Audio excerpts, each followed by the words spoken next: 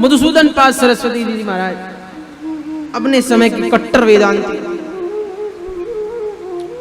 जब वृंदावन की भूमि में आए हैं, अब वृंदावन की भूमि में आकर जमुना जी के तट पर तप किए। तप करने के पश्चात न जाने कुछ ऐसा हुआ कि बनारस चले गए, तप किया और वापस आ गए। अब पूछा अपने शिष्य से, कहा शिष्यों मेरे से मेरा परिचय पूछो। पहले तो शिष्य हिचकिचाए, लेकिन गुरु आज्ञा को सर्वोपरि मानकर पूछ बैठे। तो बोले अद्वैत वीथि पथिकैरुपास्याः स्वराज्य सिंहासन दीक्षाः शठेन केनापि वयं हठेन और दासीकृता गोपवधू बिटेन। देखो भैया, मैं अद्वैत वेदांत का उपासक मधुसूदन पाद सरस्वती था, कट्टर वेदांती, लेकिन अब तो मैं एक गोपी के गोप वधू बिटेन, एक ग्वाले के द्वारा दासी बना ले गया। शिष्य बोले गुरुजी बनोगे तो दास बनोगे, दासी कैसे बन गए महाराज? ये तो बड़ा लंबा प्रोसेस है, आप तो दास बनोगे, दासी कैसे बन सकते हैं? तो कहते दासी कृता महाराज जी के पद है, दासी कृता है गोप वधू बिटेन। मैं तो गोप वधू के बालक के कारण, एक ग्वाले के कारण दासी बन गया महाराज। देखो, किसी को वश में करना हो तो उसकी कमजोरी वश में करो। शिष्यों ने पूछा आप महाराज आप दासी कैसे बने? तो बताया ध्यानाभ्यास वशीकृतेन मनसा। आप उस व्यक्ति या उस वस्तु के लिए ज्यादा पॉसेसिव रहते हैं जो आपके ध्यान में रहे है महाराज। अगर आपके ध्यान में भगवान को भर दिया जाए तो आप कभी भगवान से पृथक नहीं हो सकते। जो अद्वैत वेदांत के उपासक थे, उनके ध्यान में एक ग्वाला आया और उनके चित्त को ले गया। ध्यानाभ्यास वशीकृतेन मनसा तन्निर्गुणं निष्क्रियं ज्योतिः किंचन योगिनो यदि परम पश्यन्ति पश्यन्तु ते अस्माकं तद्दैव लोचन चमत्काराय भूयाच्चिरं कालिंदी पुलिनोदरे किमपि अन्नीलम महोधावते। महाराज आपके मन को हरा कैसे? कौन से अस्त्र से हरा? तो बोले अस्त्र से नहीं हरा, अपने नयनों के कटाक्ष से मेरे हृदय को ऐसे ले गया मानो जल में तैर रही मछली को जैसे बाज उठा कर ले जाता है। बैरी पक्षी होता है हमारा, जिसने जीवन में बैरी को कबूतर पकड़ते नहीं देखा उसका जीवन अधूरा। हवा नहीं लगती कि बैरी पकड़ कर ले जाती है। तो उसने न मात्र मेरे चित्त को हो रहा, अभी तो अपने नैन कटाक्ष से मेरे चित्त को हर कर ले गए। और मैं आज प्रमाणित करता हूं, प्रमाण तो विनिर्णीतम कृष्ण माहात्म्यम अद्भुतम। कृष्ण का माहात्म्य अद्भुत है।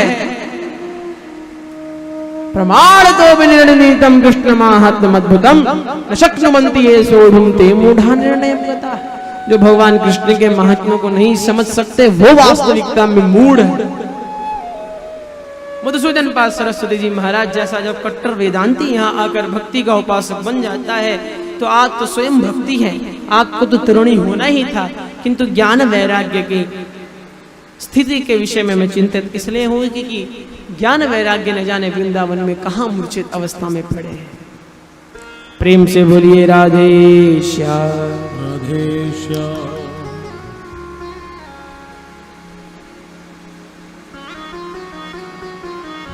ज्ञान वैराग्य अपने पुत्र, इनको इस स्थिति में जब भक्ति महारानी ने देखा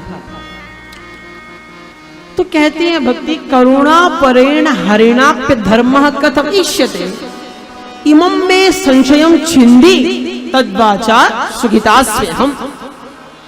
आप तो कहते हैं भगवान हरि कलयुग में कर्ण कर्ण में निवास करते हैं, फिर वो इस प्रकार अधर्म को कैसे झेल सकते हैं? महाराज जो हरि कण कण में है तो अधर्म कैसे देख पा रहे हैं?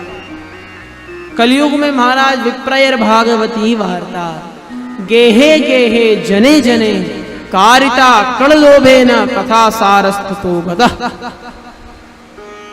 भागवत जी तो घर घर में होंगी, लेकिन वक्ता की यह सोच है महाराज यजमान को निचोड़ दो, और यजमान ये विचार कर रहे हैं महाराज कितने कम से कम में सारा कार्य हो जाए। तो धन जब बीच में आ जाता है महाराज तो कथा का सार लुप्त हो जाता है। लेकिन एक बात हमारे गुरुजी यहां पर बड़े प्यार से कहते हैं, देखो क्या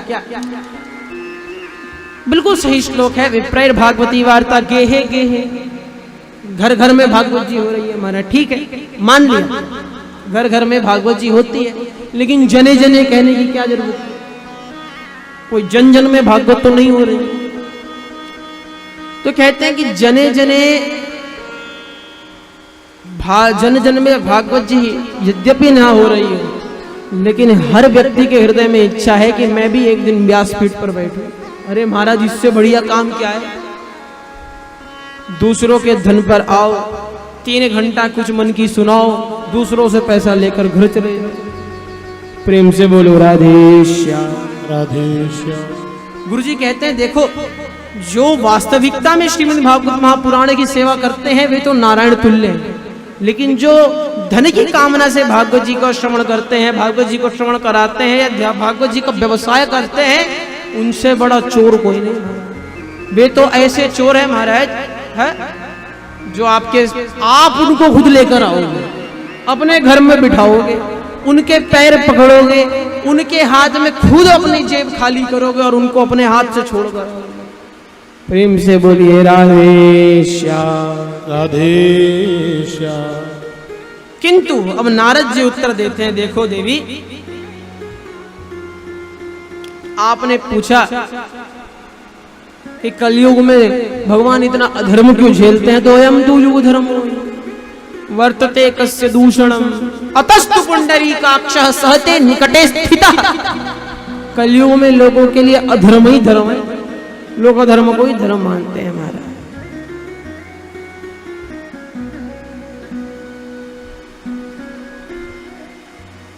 अधर्मम धर्ममिति या मन्यते तमसावृता सर्वार्थान विपरीतांश्च बुद्धिसा पार्थ तामसी।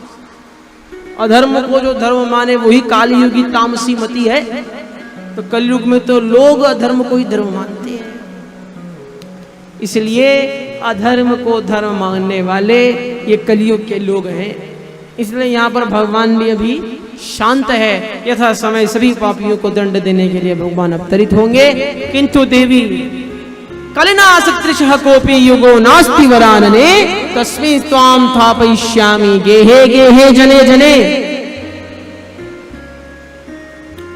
देवी आप चिंता मत कीजिए, कलयुग जैसा यदि कोई युग नहीं है तो मैं भी प्रण लेता हूं अन्य धर्माम तिरस्कृत्य पुरस्कृत्य महोत्सवान तदा नाहम हरे दासो लोके त्वाम न प्रवर्तये। कि मैं प्रण लेता हूं कलयुग जैसा यदि भी कोई युग नहीं है, तथापि अन्य धर्मों को तिरस्कृत करके अर्थात अन्य धर्मों से श्रेष्ठता अपने धर्म की दिखाकर मैं प्रण लेता हूं कि यदि जन जन के हृदय में घर घर में ज्ञान वैराग्य और आपकी स्थापना न करा दी तो मैं हरि का दास ना कहलाऊं। भक्ति महारानी धन्य होकर स्तुति करने लगी।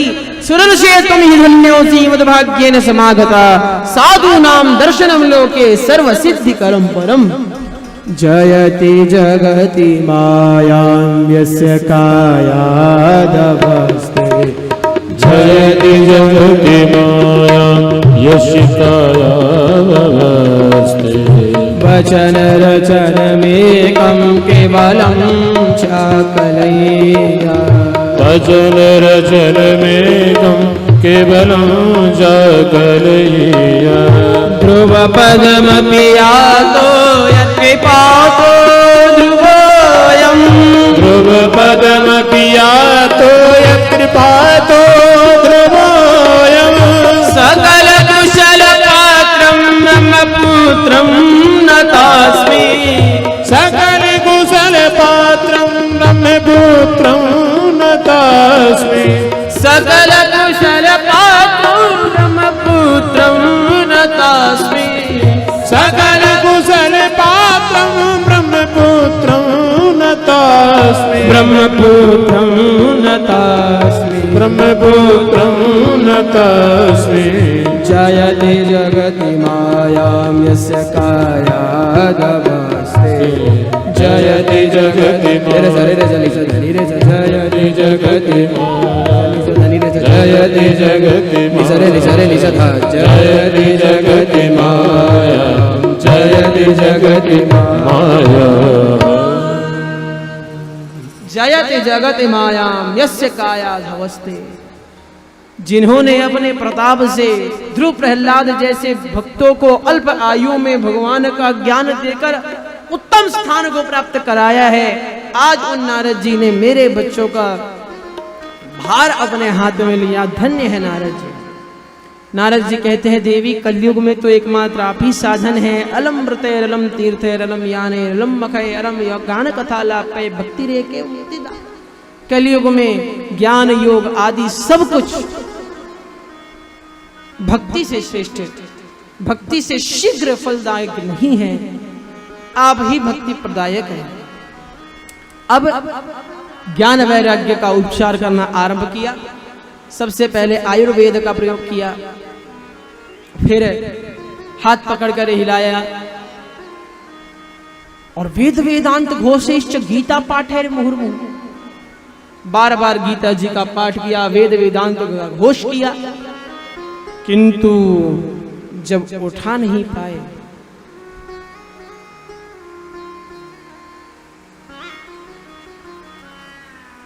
तब हृदय में चिंता हुई। बहुत प्रयास किया, थोड़ी उबासी आई पर चेतना न आई, मन में चिंता हुई और भक्त को चिंता में देखकर भगवान कहाँ प्रसन्न रहते हैं। आकाशवाणी हुई, एतदर्थम तु सत्कर्म सुरर्षि त्वं समाचर तत्ते कर्मा विदास्यन्ति साधव साधुभूषणा। एतदर्थम तु सत्कर्म सुरर्षि त्वं समाचर। हे सुरर्षि, आप इन ज्ञान वैराग्य को सुस्त करने के लिए सत्कर्म कीजिए। नारद जी ने कहा महाराज तो अब तक मैं क्या कर रहा था, क्या टाइम पास कर रहा था? बोले सत्कर्म क्या है आपकी नजर में, आप ही बता दो। तो हम नहीं बताएंगे, जाकर संतों से पूछो। तत्ते कर्मा विदास्यन्ति साधवः साधुभूषण। साधुओं से पूछो, वो बताएंगे जाकर के सत्कर्म क्या है। प्रश्न किया, नारद जी के मन में प्रश्न हुआ, आकाशवाणी ने आधा अधूरा समाधान दे दिया। हमारे गुरुजी भी ऐसे ही समाधान देते हैं। कोई प्रश्न पूछा गुरुजी धर्म की परिभाषा कहाँ प्राप्त होगी? गुरुजी को पता है, ऐसा नहीं कि उनको नहीं पता है। बोले मनुस्मृति में देखना इस अध्याय में। एक दिन हमने भी पूछा गुरुजी आप ऐसा क्यों कहते हैं, जब आपको पता ही है तो मैं बता दिया कि। तो कहते हैं देखो बेटा, अगर मैं तुमको डायरेक्ट बता दूंगा तो तुम उतना समझ के रह जाओगे। तुमको मैंने किताब का नाम बता दिया, अब तुम क्या करोगे? घर जाओगे, किताब में खोलोगे, देखोगे तो एक वस्तु की जगह तुमको 10 वस्तु का ज्ञान होगा, पन्ने पलटने के कारण। तो नारद जी को भी समझा दिया, लेकिन नारद जी सोचे महाराज न दवाई का नाम बताया न डॉक्टर का नाम बताया। दवाई का बताते तो केमिस्ट से पूछ लाते, डॉक्टर बताते तो अच्छा परामर्श मिल जाता। अब हम क्या करें? कहा है संतों से पूछो। तो संतों के पास नारद जी महाराज जाने, संतों के पास जाते हैं।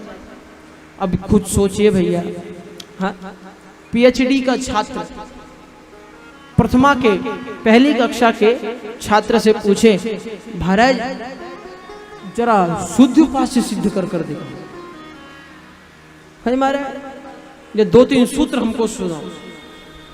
व्याकरण के सूत्र तो गजब ही है। अचतुर विचतुर सुचतुर स्त्री पुंस धेन मन हर्ष साम वांग मन साक्षी भ्रवधार गोष्ठी पदष्टेव नक्तन देव रात्रिन देवा हर दिवा सरज स पुरुष आयुष आयुष आयुष जातोक्ष मोक्ष वृद्धोक्ष क्षण गोष्ठ स्वाहा। ऐसे ऐसे तो सूत्र है मादा। अव्ययम विभक्ति समीप समृद्धि विद्यर्था भावातया संप्रति शब्द प्रादुर्भाव पश्चात यथानुपूर्व योगबद्ध सादृश्य संपत्ति साकल्यांत वचन नेशु। इतने बड़े बड़े सूत्र भी लिखे तो पाणिनि जी ने एक सूत्र ऐसा भी लिखा, क्या महाराज? चुटू टे है। ऐसे ऐसे सूत्र भी लिखे, तो विशाल सूत्रों की भी कमी नहीं है। अब ऐसे सूत्र पूछे जाए महाराज, तो कोई बड़ा छात्र पूछे तो डर ही लगता है महाराज।